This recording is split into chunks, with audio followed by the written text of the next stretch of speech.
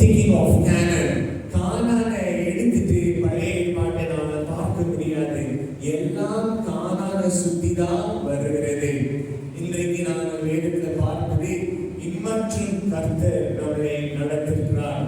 Until now the Lord has led us. இது நாங்கள் எங்கே வாசிக்கிறோம்? இந்த வேதத்துல நாங்கள் வாசிக்கிறோம். தேவனுடைய சித்தத்தினாலே இது தேவன் செய்தார்.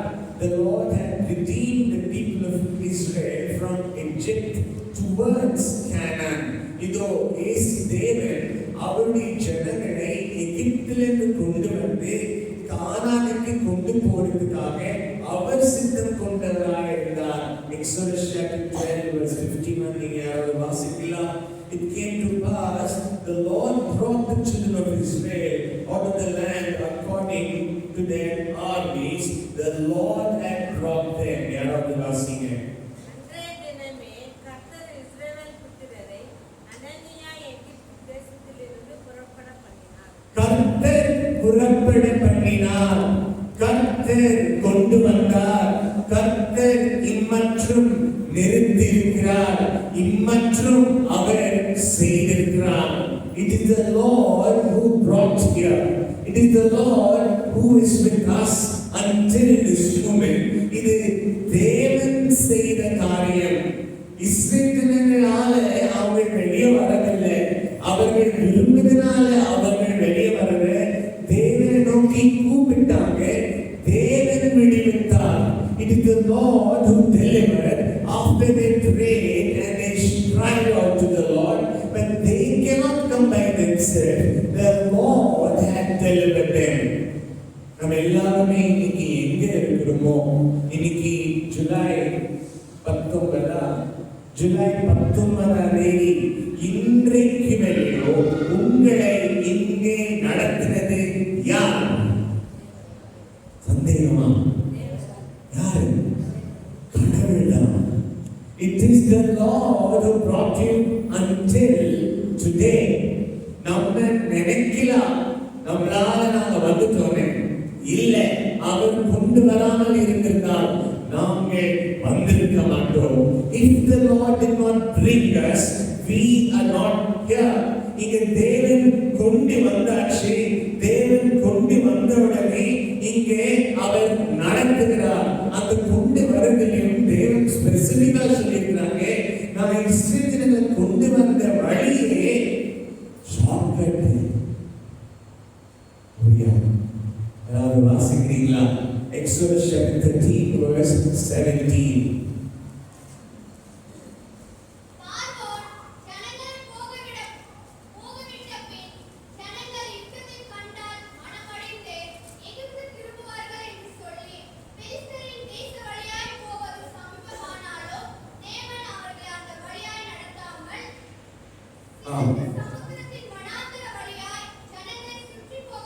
Thank you. இங்க தேவன் சொல்லுகிறார், I am not bringing the people of Israel by the short route, but I bring them by the long route. சரியான ஷார்ட்கட்ல நான் கொண்டு வரல, அவர்களை நான் லாங் ரூட்ல கொண்டு வரேன். நிறைய நேரத்தில் நம்ம நினைப்போம், கடவுள் ஏதாவது செஞ்சா ஷார்ட் ரூட்ல கடவுள் ஏதாவது பரிபூர்ணம் செய்தால் சுலபமாய் கிடைச்சிடும். ஆனால் இங்க ஸ்பெசிபிக்கா லார்ட் சொல்றாங்க, my plan is not the short route, my plan is God's route. I want to tell you, don't think that short route can be God's route. நிறைய பேருக்கு நினைக்கிறாங்க சுலபமான ஒரு பிரயாணம் தேவனுக்குரிய பிரயாணம் என்று நாம் நினைக்க கூடாது. சில நேரத்தில் தேவன் சுக பிரயாணத்தை சுலபமான பிரயாணத்தை கொடுக்கிறாங்க. But it is not definite that the short route is God's route. Short route எல்லாம் தேவனுடைய route. நிறைய பேர் இன்னைக்கு அப்படிதான் தவறான ரூட்ல போயிடுறாங்க. விசேஷமா இங்க இருக்கிற ஜென்சிக்கு மறுபடியும் நாங்கள் தேவனுடைய சமூகத்தில் நாங்கள் ஒப்புக்கொள்ளும்போது இந்த சந்ததி நாங்கள் காத்திருக்க நமக்கு ஒரு மனசு இல்லை. எல்லாவற்றிலும் அவசரம், எல்லாவற்றிலும் அவசரம், எல்லாவற்றிலும் அப்படியே நடக்கணும். நம்மளா பழைய சின்ன வயசுல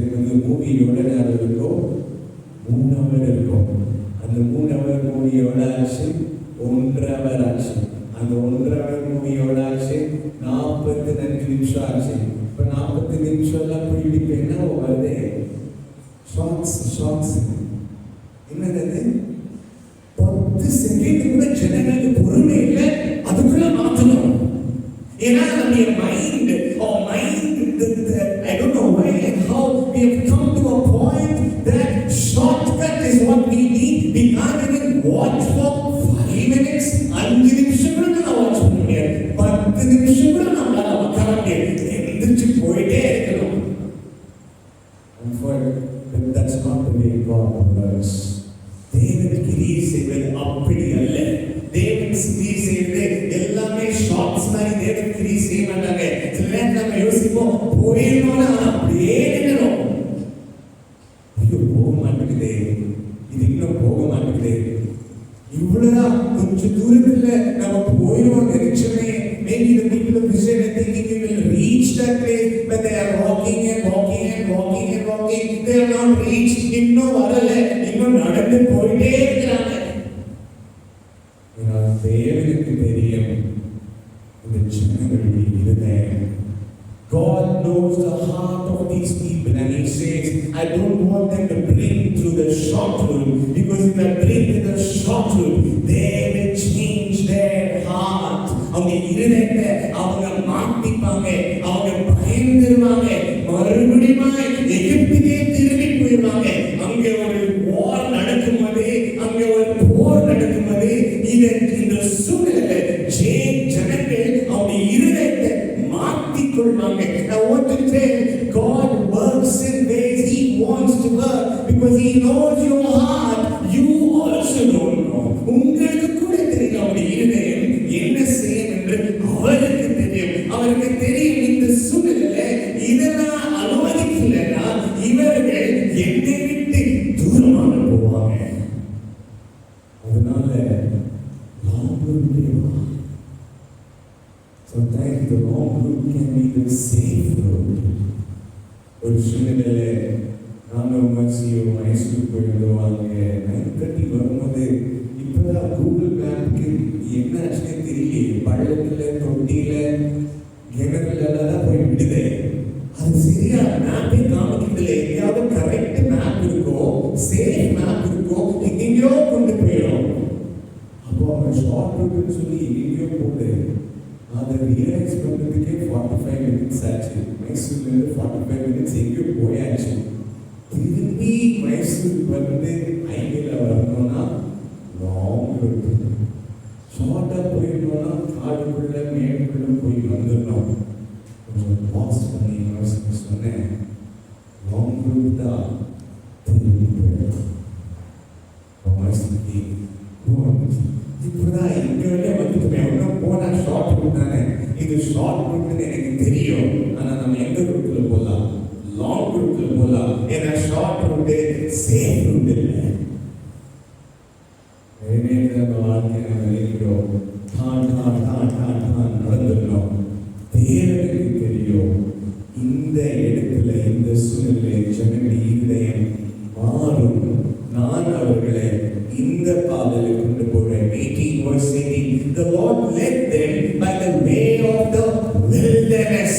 வனாந்திரத்தின் வழி தேவன் நடத்தினார். He took them purposely to the wilderness. அவர் ஸ்பெசிபிக்கா அவர் வனாந்திரத்துக்கு கொண்டு போனார். அவர் ஸ்பெசிபிக்கா அவர் இந்த இடத்துக்கு கொண்டு போனார். Maybe the people of Israel did not think, நாம யோசிச்சோம் இப்படி போயிருக்கிறாங்க, இந்த வழியில வரணும் நாங்கள் எதிர்பார்க்கவில்லையே. We did not think that we will come through this route. But what is important? எந்த ரூட் என்பது முக்கியம் இல்லை, என்ன முக்கியம்? அங்கே தேவன் இருக்கிறாரா, அதுதான் முக்கியம். Exodus chapter 13:20 ஞானாவது வாசிங்க. அவர்கள் இரவும் பகலும்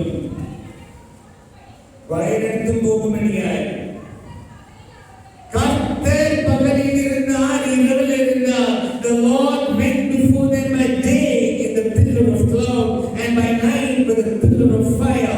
Whichever route God is there is the best route.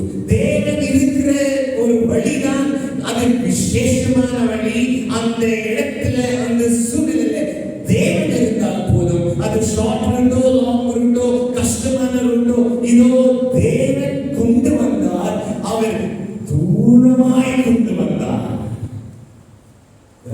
வேதத்துல பார்க்கும்போது சில நேரத்தில் மிஸ் பண்ணிடுவோம்.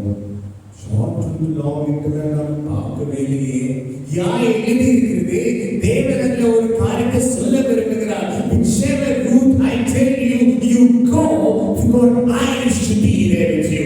நான் உங்களோடு இருக்கணும். அது சிறிய பாதமோ பெரிய பாதமோ வனாந்தரத்துக்கு ஒரு பாதமோ எந்த பாதையா இருக்கட்டும், அங்கே நான் இருக்கிறேன் அப்படி சொல்லி தேவன் கொண்டு வந்த உடனே போன வாரம் கூட சொன்ன மாதிரி என்ன இருக்கிறது? இருக்கிறது. தேவன் தானே கொண்டு வந்தார். It is the Lord who brought here. Why the Red Sea? எதற்காக செங்கடல்? தேவன் கொண்டு வந்து நிறுத்தின பிறகு செங்கடலா? அப்ப பார்த்தோம் ஷார்ட் ரூட், அப்ப பார்த்தோம் தேவன் கொண்டு வந்தது லாங் ரூட். இங்கே நான் சொல்லுங்க, யாராவது சொல்லுங்க, இங்க என்ன ரூட்? நோ ரூட், ரூட்டே இல்ல. Oh my God, you brought me here. There is no route. How is it possible? ஆண்டவரே, நீர் எங்களை கொண்டு வந்தால் ரூட்டே இல்லையா? எல்லாம் யோசனை வரதில்லை, ஜனங்களுக்கு யோசனை வரதில்லை. God purposely brought them to the place of no route. He will bring you to a place of no route. God will take you there, because then they will say, ஆண்டவரே வழிங்க, ஆண்டவரே நீங்க தான கொண்டு வந்தீங்க. நீங்க கொண்டு வந்தா உங்களுக்கு தெரியாதா முன்ன செங்கடல் இருக்குது? இதை நம்ம வாசிக்கும் போதோ என்ன கடவுளுக்கு தெரியாதா? கடவுள் கொண்டு வந்தாங்க முன்ன செங்கடல் இருக்குது, அவருக்கு தெரியாதா? I want to tell you, God will bring you to a point of deadlock. Computer சொல்லுவாங்க deadlock. அது செய்யணும், இது காத்துட்டு இருக்கோம், இது செய்யணும், அது காத்துட்டு இருக்கோம். ரிசோர்ஸஸ்க்கு லாக். நீ விஷ் பண்ண, நான் காத்துக்கிறேன், நான் விஷ் பண்ண, நீ காத்துக்கிற, ரெண்டு பேரும் விஷ் பண்ண மாட்டோம். லாக். ஓ, அவங்க ஒரு நாள் வருவாங்க, நான் வெயிட் பண்ணிட்டு இருக்கிறேன், நான் போகணும், நான் வெயிட் பண்ணிட்டு இருக்கிறாங்க, ரெண்டு பேரும் ஒருத்தருக்கு ஒருத்தர் போறதில்ல. Lock. You cannot come out of a situation because it's a deadlock. God brings you to no road. நான் யோசிக்கிறோம்ப்பா, நீங்க கொண்டு வந்தீங்களா?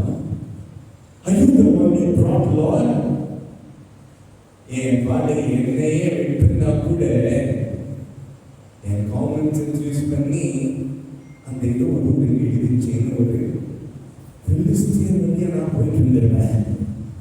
சும்மா கடவுள் கடவுள் சொல்லி மோசஸ் தேவைட்டு இங்க வந்து நின்றுட்டுமே. Even if I was with a Google map follow பண்ணியிருந்தாலும் கரெக்டா போயிட்டு இருப்பேன். நீங்க கடவுள் சொல்லி தனிக்கு மத்தியில் நின்றுட்டேன். As God brought you to no road, when God brings you to the no road, because He wants you to look at Him. Exodus chapter 14 verse 10 says, so the children of Israel cried out to the Lord. இதோ பின்னாடி எகிப்தியர்கள் வருவதை பார்த்து, அப்பா இதோ உங்களை நோக்கி கூப்பிடுறோம் என்று மேலே போனார். Many times in our life we will not cry out to God if there is no route. அங்க ரூட் இல்லைன்னா மேலே பார்ப்போம், ரூட்ல போயிட்டே இருந்தாலும் மேலே பார்க்கவே மாட்டோம். ஒரு சூழ்நிலை இருக்குது. அப்பா சொன்ன கதை ஞாபகம் ஏற்கனவே சொல்லியிருக்கிறேன். எந்த company car best company world rating போட்டாங்களா? ஃபெராரி வந்துச்சா, பென்ஸ் வந்துச்சா, BMW வந்துச்சா, அப்புறமா புகாட்டி வந்துச்சா, அப்புறமா ஆடி வந்துச்சா. எல்லா காரும் 50 lakhs, 5 crore, 10 crore, 100 crore எல்லாம் போய் ஒரு கார்லேயே உட்காந்து ஜட்ஜ் பண்ணுறவங்க போனாங்களா? ரொம்ப கம்ஃபர்டபுளாக போனாங்களா? ஸ்பீட் பிரேக் போட்டால் தெரியுதில்ல, குறுக்க வந்தால் சென்சார் லாக் பண்ணிட்டு பிடி போயிடும். அப்படியே நல்லா சேஃபாக இருக்கிறவங்கிற ஒரு தைரியத்தில் போனாங்களா? அவங்க கடைசியிலே இந்தியா காலத்துக்கு வந்து அம்பாசிடருக்குள்ளே உக்காந்தாங்க. அம்பாசிடருக்குள்ளே உக்காந்த உடனே இந்த முன்னே எங்கே போய் இடிக்கும், தபதப்பா தபதப்பா தபதப்பான்னு ஃபாஸ்ட்டாக போன காத்து கேட்குது. ஐயோ ஐயோ செத்துருவேனோ. அது மேலே பார்க்குறாங்க. அப்போ ஜட்ஜு சொன்னாங்க, பெஸ்ட் கார் எந்த கார் தெரியுமா? அம்பாசிடர். ஏன்னா அங்கெல்லாம் நான் கடவுளை நினைச்சேன், வேற காரணம் கடவுள் எங்கே எனக்கு தேவை. God brings you to a point of no road. The Lord brought you there. Remind yourself, the Lord brought you. தேவன் தான் கொண்டு வந்தார். இதோ இந்த ஜனங்கள் தேவனை நோக்கி கூப்பிட்டாங்க. 2 In my distress, I called to the Lord for my help, for my cry for help reaches his ears. என்னுடைய தேவையில, என்னுடைய கஷ்டத்துல, என்னுடைய கண்ணீர்ல, என்னுடைய வேதனையில நான் மனசோட போயிருப்பதை அப்பொழுது நான் தேவனை நோக்கி கூப்பிட்டேன். Call out to the Lord in the Lord. ஒன்றும் பண்ண தேவையில்லை, பண்ண வேண்டியதெல்லாம் ஒண்ணுதான். நோடு இருக்கும்போது என்ன தெரியுமா? மேல பாருங்க, அவ்வளவுதான். Just see up and call, and the Lord is at work. இன்னொன்னு சொல்றாங்க, இதை நான் எதற்காக இந்த ரூட்ல கொண்டு வந்தேன்? You know why I came and brought these people? That the Pharaoh will know I am the Lord. நான் தேவன் என்று அறிந்து கொள்ள முடியாது. இதை நான் இங்கே செய்கிறேன். குறித்து நான் ஏற்கனவே ஒரு 2-3 மாசம் முன்னாடி சொன்னேன். He need not ask you permission to take you where he wants. உங்களை எங்கே அவர் கொண்டு போகணும் என்று விரும்புகிறாரோ அங்கே அவர் உங்களை கொண்டு போக உங்க பெர்மிஷன் தேவன் கேட்க தேவையில்லை. அவர் கேட்பதில்லை. இன்னும் நம்ம சொல்ல, அவர் உரிமையோடு உன்னை மகள் என்று பார்ப்பது அவர் கேட்க மாட்டார். ஜனங்க சொல்லுவாங்களே, தேங்க்ஸ் சொல், தேங்க்யூ. எனக்கு என்ன தேங்க்ஸ் சொல்றீங்க? 3வது நாள் சொல்ற மாதிரி நான் தான் உங்க ஃப்ரெண்ட் ஆச்சு. Why are you saying thanks to me? Why are you saying sorry to me? ஏன்னா we are close. அவ்வளவுதானே கடவுள். நான் என்ன ஒண்ணு கேட்குது, நீ என் மகன் தானே, நான் உன்னை கொண்டு போறேன். I will take you because you are my child. I will not ask permission. Let them know that I am the God. So what happens to you? உனக்கு என்ன நடக்குதோ, இங்கே நான் என்ன செய்ய போறேனோ அதை நிமித்தமாய் ஃபாரோ தெரிந்து கொள்ளட்டும், நான் தேவன்.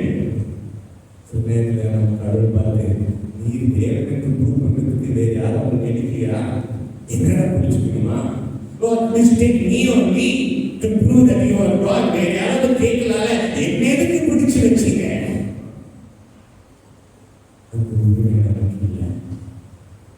We don't have the privilege to say, God, why do you bring this to me? நான் அவர்களை அங்கே கொண்டு வந்தேன். The Lord brought you. அப்போ மோசஸ் சொல்றாங்க, இந்த ஜனங்க என்ன சொன்னாங்க? நான் சொல்றேன். அப்போ மோசஸ் சொல்றாங்க, Exodus chapter 14:13, don't be afraid.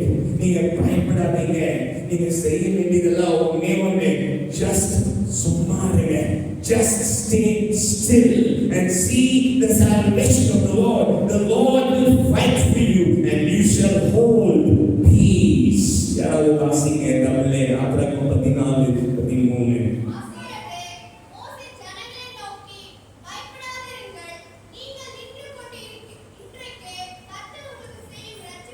நீங்கள் நின்று கொண்டிருக்கும் தேவன் செய்கிற ரட்சிப்பை நீங்கள் பார்ப்பீங்க. தேவன் உங்களுக்காக அவர் நிற்பார். சமாதானத்தை பெற்றுக் கொள்ளுங்க. You just don't be afraid. Stand still. யாரோ ஒருத்தர் கேட்டாங்க, எனக்கு ரொம்ப கஷ்டமா இருக்கு தெரியுமா? சும்மா இருக்குங்க. என்னது? கொஞ்ச நேரம் சும்மா இருன்னா விடுதலை மனசு. மோசஸ் சொல்றாங்க, எனக்கு எதுக்கு சும்மா இருக்க சொன்னாங்க? நான் சொல்றேன், கொஞ்சம் சும்மா இருங்க. கடவுள் என்ன செய்யறாரு பாரு. கொஞ்ச நேரம் சும்மா இருக்க மாட்டோம். We can't be quiet for some time because so many things are coming in. Moses said, just keep quiet. The angel of the Lord went before the camp, now went behind them. The யுவனேரோ தேவன் தூதர்கள் அவருக்கு முன்னே போனவங்க, எகிப்தில இருந்து கொண்டு வந்து முன்னே போய் அங்கே செங்கடல் மேல நிறுத்தினவங்க. இந்த தேவ தூதர் பின்ன போயாச்சு. ஃபாரோவுடைய சேனை வருது. I don't know the complete meaning of this word, but God is specific. You see, front I was there, now I am there behind. நான் பின்னே இருக்கிறேன். Bible talks, I am above you. நான் உன் மேலே இருக்கிறேன். I am below you. நான் உன்னை கீழே தூக்குறேன். I will cover you. நான் உன்னை சூழ்ந்து கொள்கிறேன். All these are ways to say the presence of God. உன்னை பின்னே மேலே கீழே சுத்தி யாருக்கிறாங்க? கிறிஸ்தவர்களே, கொஞ்சம் சும்மா இருக்கீங்களா? நம்ம வாழ்க்கையில் நிறைய சூழ்நிலை வரும்போது சும்மா இருந்தால் போதும், அவசரப்படாமல் சும்மா இருந்தால் போதும். நடக்க வேண்டியது தான் நடக்கும். What has to happen will happen, but you keep quiet. Isaiah 43:2. When you walk through the waters, நான் உன்னோடு இருப்பேன். செங்கட் தண்ணீருக்கு மத்தியில் நடக்கும்போது நான் இருப்பேன். நெருப்புக்கு மத்தியில் நடக்கும்போது நான் இருப்பேன். நீங்கள் செத்து போக மாட்டீங்க. You will not die, for I am with you. இதெல்லாம் பார்த்து தேவன் என்ன செய்தார்? செங்கலை கடந்து வர செய்தார். நோடு நினைச்சா என்ன ரெட்சி என்ன கடவுளுக்கு அவர் காத்து போட்ட உடனே அந்த ரெட்சியே புரிஞ்சிச்சு. என்ன நோடு நோண்டோம் நாங்கள் நினைக்கிறோம் எனக்கு ரிலேஷன்ஷிப் ஃபெயிலியர் ஆக்ஷன் முடிஞ்சிச்சு வாழ்க்கை.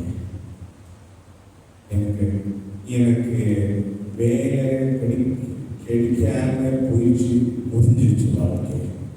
எனக்கு ஜனங்கள் வேலையிலிருந்து எடுத்துட்டாங்க, முடிஞ்சிருச்சு வாழ்க்கை. Why? Because you think God is not with you. இது தேவன் உங்களோடு இருக்கும்போது என்ன நோடு இருந்தாலும் பரவாயில்ல. God had delivered them and then they are out. வெளியே வந்தாச்சு. அப்பொழுது ஜனங்கள் ஃபைனலா Exodus chapter 14 verse 31. Then the people of Israel saw the great work the Lord had done and feared the Lord and blessed the Lord and his servant. இப்பொழுது இங்கே செஞ்சனங்கள் ஒருவேளை இன்னைக்கு எனக்கு தெரியல கடவுள் யாருன்னு. இதோ இவர்தான் கடவுள் என்று நான் உங்களை நேசித்து உங்களுக்கு பயந்து நான் நடக்கிறேன். அப்பா சாரி, அப்புறம் நான் உங்களை டவுன் பண்ணிட்டேன். 10 தடவை தேவன் அற்புதம் எகிப்தில் செய்வதும் எங்களால் உணரல.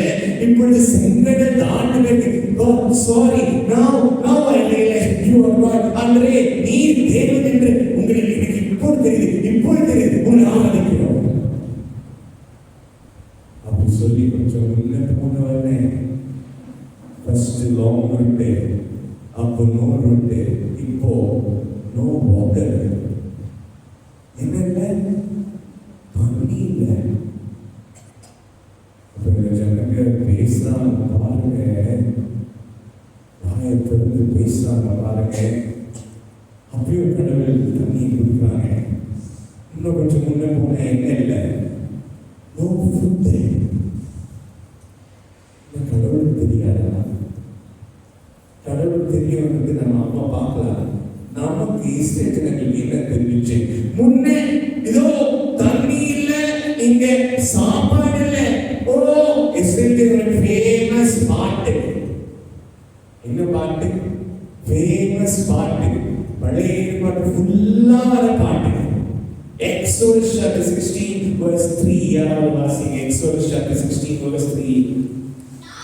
நாங்கள்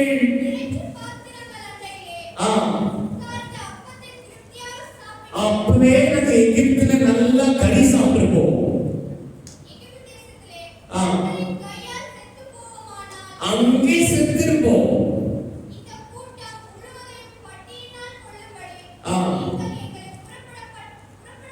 நீங்க எனக்கு கொண்டு வந்தது சாகடிக்கிறதுக்கு தான். The people of Israel are saying, oh you are God, oh you are Moses. நான் அங்கே இருந்திருப்பேன், சும்மா இருந்திருப்பேன், அங்கே செத்திருப்பேன். உனக்கு என்ன இங்க கூட்டிட்டு வந்து எங்க ஃபேமிலியை கூட்டிட்டு வந்து இங்கே நீ என்ன சாகடிக்கிறியா? மோசஸ் இருதயம் எப்படி இருந்திருக்கோ என்ன இஸ்ரவேல் ஜனங்களே, நீங்கள் தேவன் செய்த அற்புதங்களை பார்க்கலையா? இதோ செங்கடலை கடந்தது பார்க்கலையா? தண்ணியே பிரிச்ச தேவனுக்கு தண்ணி கொடுக்க தெரியாதா? Does not the Lord who came, who split the water by a natural miracle, gave you water? Oh man, you're thinking so quickly, I will die there. Oh, the heart of man. சும்மா இருக்க முடியுதா? Can you keep quiet? Moses saying, இது இப்போ வந்த song இல்ல, எகிப்துல அந்த செங்கல் இருக்கும்போதே நின்று வாசிச்சோம். That's what we read in the Bible. அங்கே செத்திருப்போம், இங்க எதுக்கு நீ கொண்டு வந்த மோசஸ்? இந்த செங்கடல தண்ணியில சாகிறதுக்கா? You bring us to die here, we will die there. Moses, you came to kill us. இதை விட வேற என்ன ஒரு லீடர் நம்ம சொல்ல முடியும்? உனக்கு வாழ கொடுக்க காரணம் கொண்டு போனா உன்னை சாவடிக்கிறேன்னு சொல்றேன்.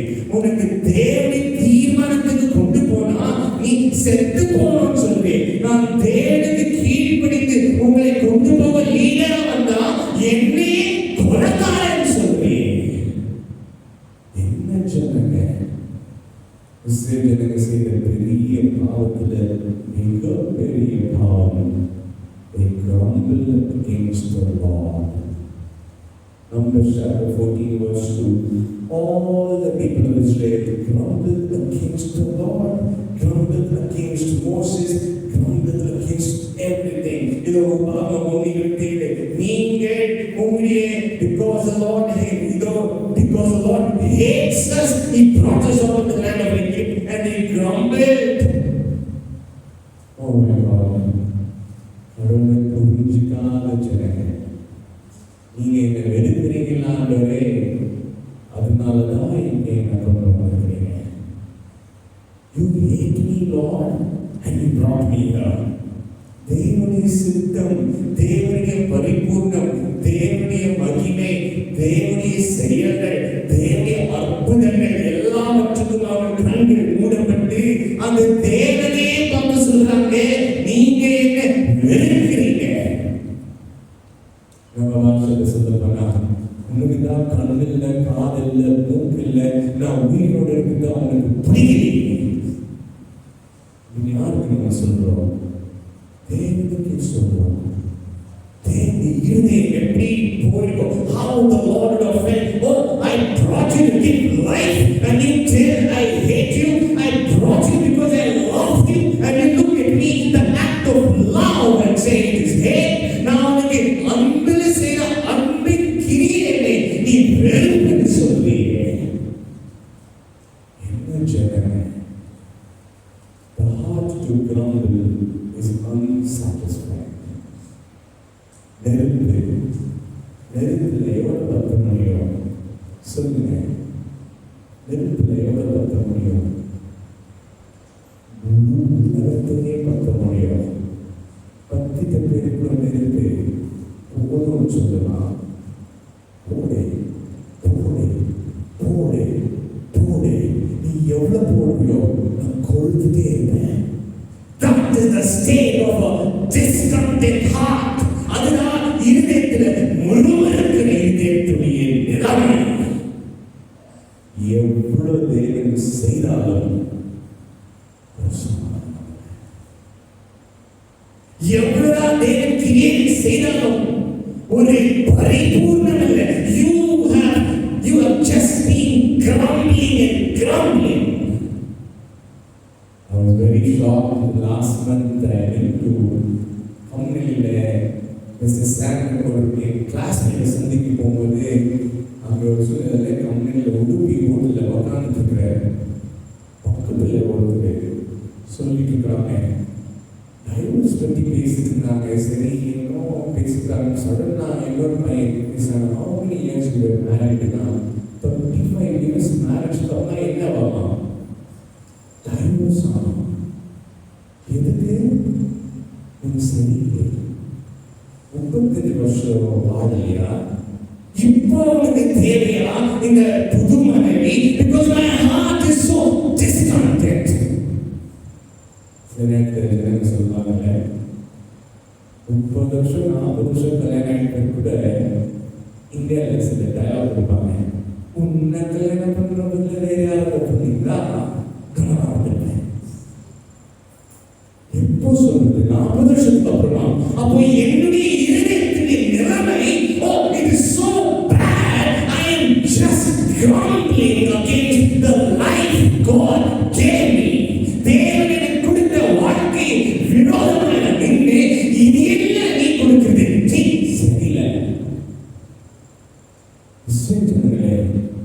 தேவனை பார்த்து the Bible says, you did not grumble against me, you grumbled against the Lord. ஒருவேளை ஒரு 40 வருஷம் கல்யாணம் ஆனது, உன்னை கல்யாணம் பண்றது வேற யாராவது கல்யாணம் பண்றது சொல்ற வார்த்தை தேவனுக்கு விரோதமாய் இருக்கிற ஒரு வார்த்தை. எனக்கு தேவன் கொடுத்த வாழ்க்கை தேவனுக்கு விரோதமாய் செய்திருக்கிறீங்க. நீங்கள் தேவனுக்கு விரோதமாய் இதை நீ நடத்திருக்கிறீங்க. என்ன இருந்தாலும் வாழ்க்கையில வாழ்ந்துடலாம்.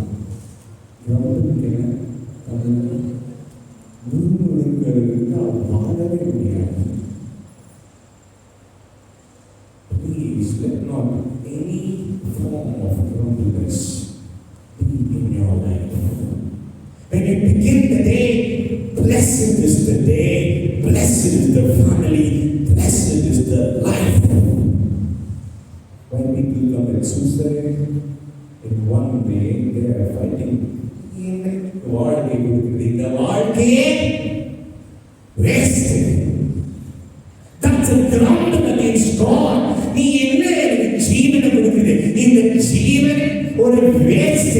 இது இருந்து என்ன பிரயோஜனம்? நான் செத்துறேன்.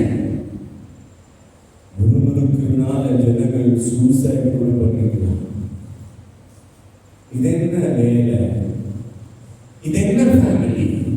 இது என்ன அப்பா அம்மா? இது என்ன பஸ்ஸுங்க? இது என்ன ஹாஸ்பிட்டல்? இது என்ன லைஃப்? இது என்ன ஊரு? திருமணம் ஆன பிறகு சில நேரத்துல தேவன் ஒரு இடத்துல ஒரு ஊருக்கு கொண்டு போறாங்க. இது என்ன ஊரு? இது என்ன வெதர்? இது என்ன சாப்பாடு? ஐயோ, grumble and grumble and grumble and grumble.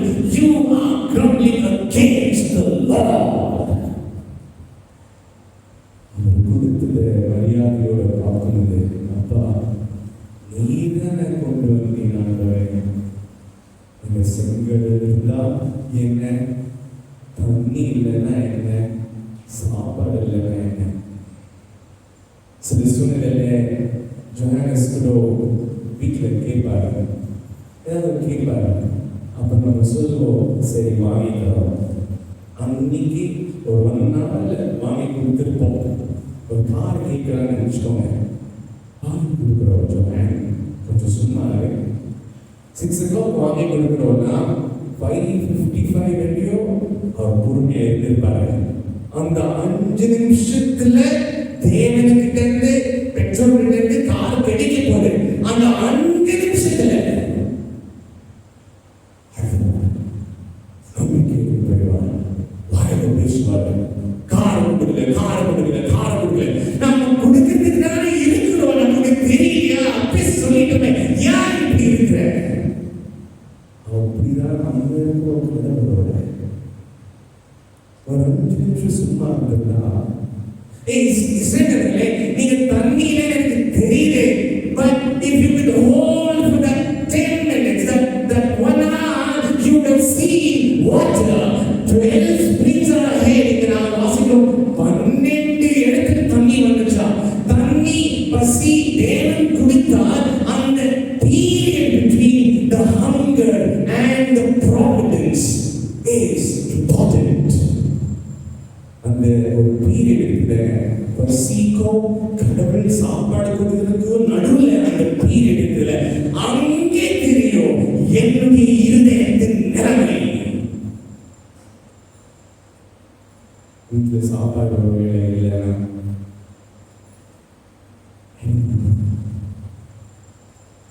ஒரு வேலை பாக்கெட்ல காசு இல்லை,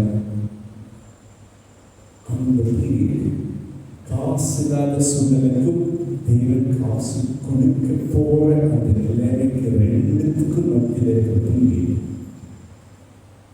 அப்ப சொன்னாங்க என்ன, ஜஸ்ட் ஹோல்ட் ஆன். இவ்வளவு நாள் நடத்தினார். ஒரு நாள் இன்னைக்கு சாப்பாடு இல்லை, அவர் அப்படியே விட்டுருவாரா? அவர் கொடுப்பார். ஒரு நாள் நீங்க சொல்ல, ஒரு நாள் வாலெட்ல காசு இல்லை, ஒரு நாள் காசுன்றது providence is not just financially, any situation. ஒரு நாள் இப்படி ஒரு நெருக்கம், அப்படியே அவர் விட்டுற மாட்டார். பொறுமையா இருங்க. கடைசியில் அவர் பார்க்கிறோம், அவர் தண்ணியும் கொடுத்தார், அவர் அப்பத்தையும் கொடுத்தார். அவர் கைவிட்ட தேவன் அல்ல. 40 வருஷம் அவர்களை வனாந்தரத்தில் கவனிச்சார். He already knows that he will give you. But why did God do that? எதற்கு தேவன் அதை அனுமதித்தார்? எதற்கு தெரியுமா? யாராவது வாசிக்கிறீங்களா? Deuteronomy chapter 8 verse 2.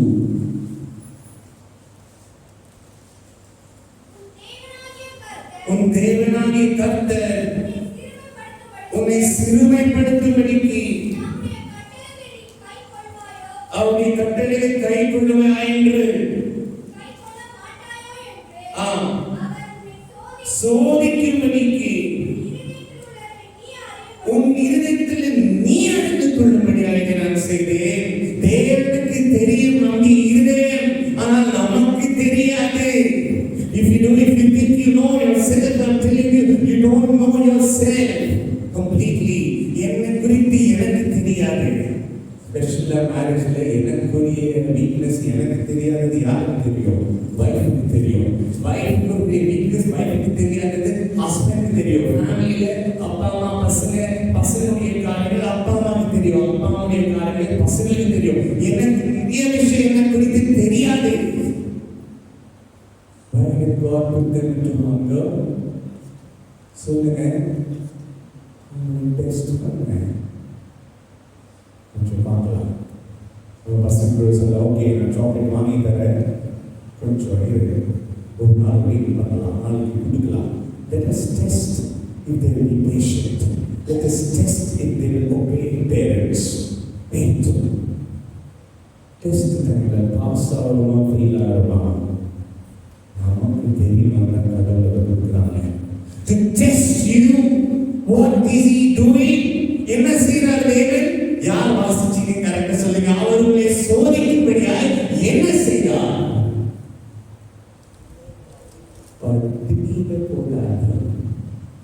என்ன பண்ணார்? சிறுமைப்படுத்தி அவர் உங்களுக்கு சாப்பாடு இல்லாத நிலைமைக்கு கொண்டு போனார்.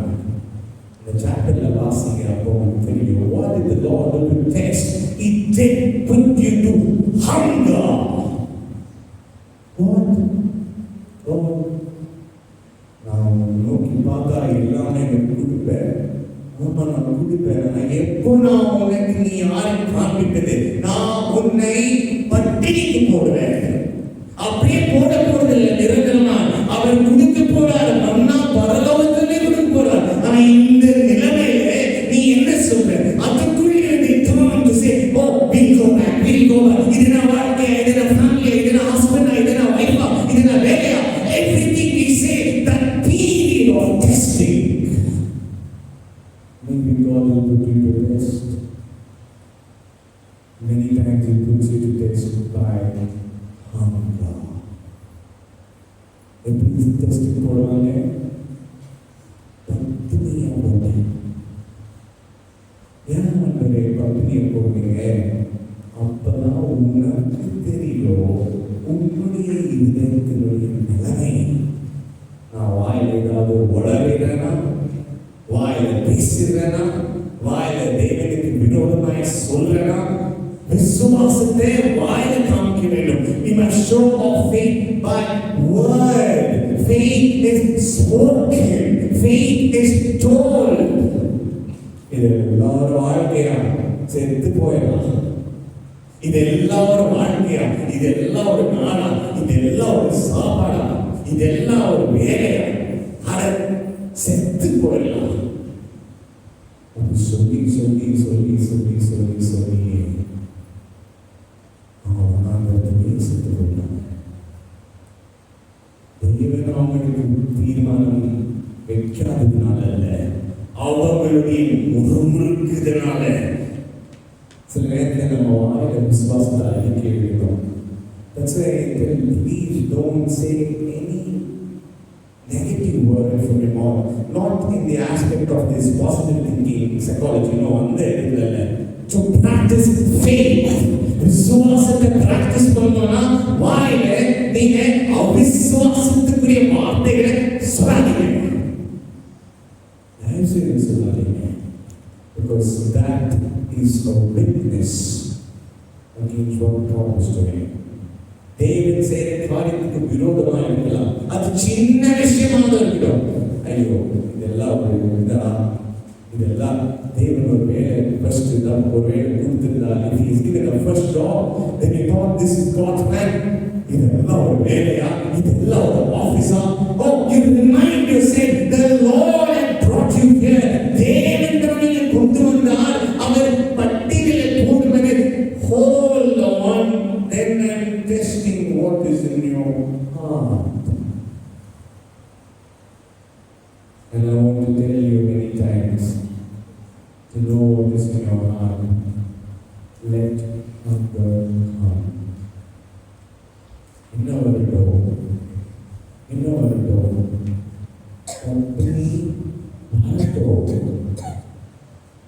பட்டினி இல்லாம எனக்கு சில விஷயம் தெரியாது. ஏன்னா கடைசியில கண்டிப்பா சாப்பாடு கொடுக்க போறாரு, அவர் ஒன்றும் விட போறது இல்லை. அந்நியர்களை போல இருக்காதீங்க. Does not the Lord know he has to provide for you? என்ன Dress போடணும், என்ன சாப்பிடணும், இதெல்லாம் அந்நியர்கள் தேவனை அறியாத ஜனங்கள் தேடி போறாங்க. நீங்களோ தேவனுக்கு தெரியாதா? முதலாவது தேவ ராஜ்யத்தை தேடுங்க. He knows to take care of you, O Israel. This grumble on the way. இங்க ஸ்டெப்ல சாப்பாடு இல்லை. 5th ஸ்டெப்ல கடவுள் மன்னா வச்சிருக்கிறாங்க. இந்த ஸ்டெப்ல இருந்து இங்க போற நிலைமை ரொம்ப முக்கியம். அங்குதான் டெஸ்டிங் ஏற்படும். பொறுமையா வாய் மூடிட்டு நடந்து போகிறீங்களா? அப்பா நீங்க ஏற்கனவே சாப்பாடு வச்சிருக்கீங்களா? நன்றி அப்பா. And you keep going because he is a faithful God. Let God test you and to humble you and to know yourself before the Lord. இதெல்லாம் சொல்லிட்டு தேவன் சொல்றாங்க. அவர் என்ன சொல்றாரு? மனுஷன் அப்பத்தினால பிடிப்பதில்லை, தேவனுடைய வார்த்தையால. What an amazing word. இது எப்போ தெரியுமா தேவன் சொன்னது? மன்னா கொடுக்கும் போது இல்லை, பட்டினியில் இருக்கிறது. ஒருவேளை மன்னா கொடுத்துட்டு மனுஷன் அப்பத்தால பிடிப்பான்னு சொன்னா சாப்பிட்டு இருக்கும்போது என்ன புரியும்போது பட்டினியா போனதானே தெரியும். பட்டினியா இருந்தாலும் பரவாயில்ல, நான் இருக்கிறேன். பாக்கெட்ல ஒண்ணு இல்லைனாலும் பரவாயில்ல, நான் இருக்கிறேன். குடும்பத்துல ட்ரெஸ் இல்லைனாலும் பரவாயில்ல, நான் இருக்கிறேன்.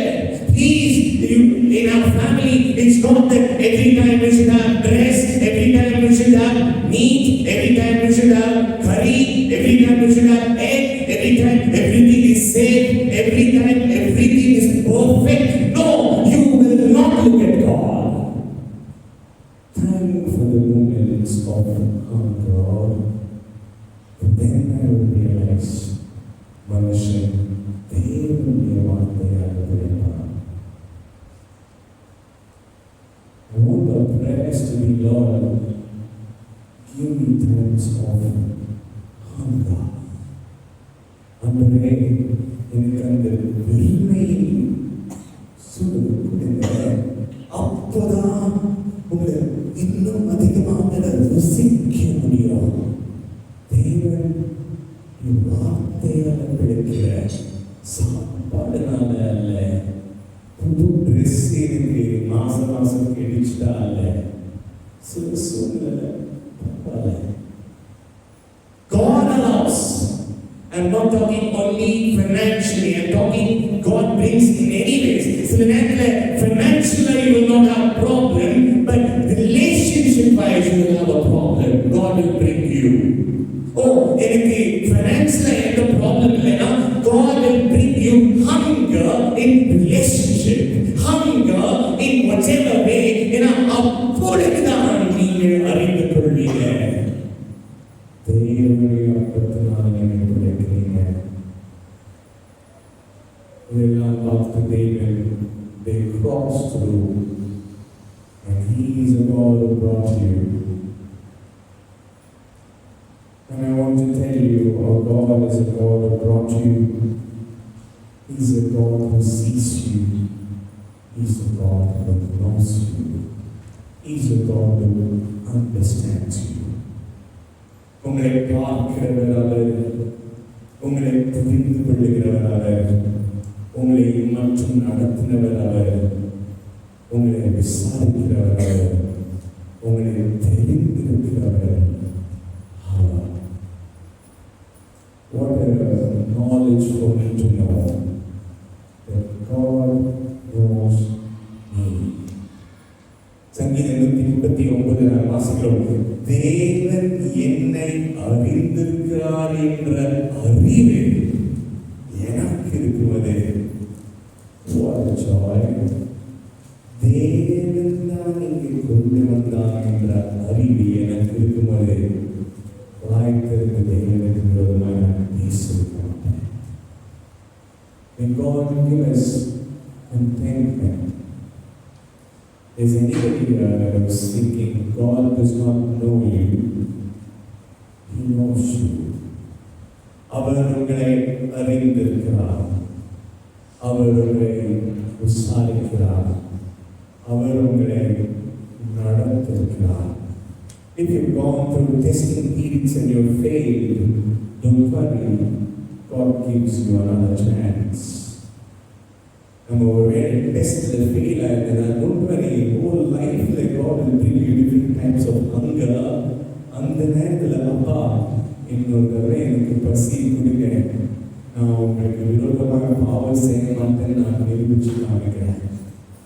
என் வாயினை காத்துக்கொள்ள, என் இருதயத்தை நான் பொறுமையாக வைத்துக்கொள்ள அப்படி நம்ம கடவுளுக்கு ஜெபிக்க கடவுள் நமக்கு உதவி செய்வாராங்க. கண்களை மூடி நாங்கள் ஜெபிப்போம். கண்டும் காணாமல் தேவன் இல்லை, அவர் எல்லாவற்றையும் அறிந்திருக்கிறவராயிருக்கிறார். He knows everything. He knows everything. Please know that the Lord knows everything. நேற்றைய இந்த பாடும்போது let this song comfort you. As I ask Mercy to sing this song and let the song comfort you. The பாடலை எழுதினவர் திக்கிவாயர், சரியா பேச முடியாது, திக்கி பேசுறவர், வாழ்க்கையை வெறுத்து போய் பேரை கூட சொல்ல முடியாமல் திக்கிறனே என்ற ஒரு ஒழுக்கத்தில் இருக்கிறோம். என்னை எதுக்கு இப்படி படைத்தீங்க கேள்வி இருந்தவர். ஆனால் தேவனுடைய இருதயத்தை சந்திக்கும் போது அவர் இந்த பாடலை சாட்சியாக பாடி எழுதின பாடல். கண்டும் காணாமல் தேவன் இருப்பதில்லை, அவர் எல்லாவற்றையும் அறிந்திருக்கிறார்.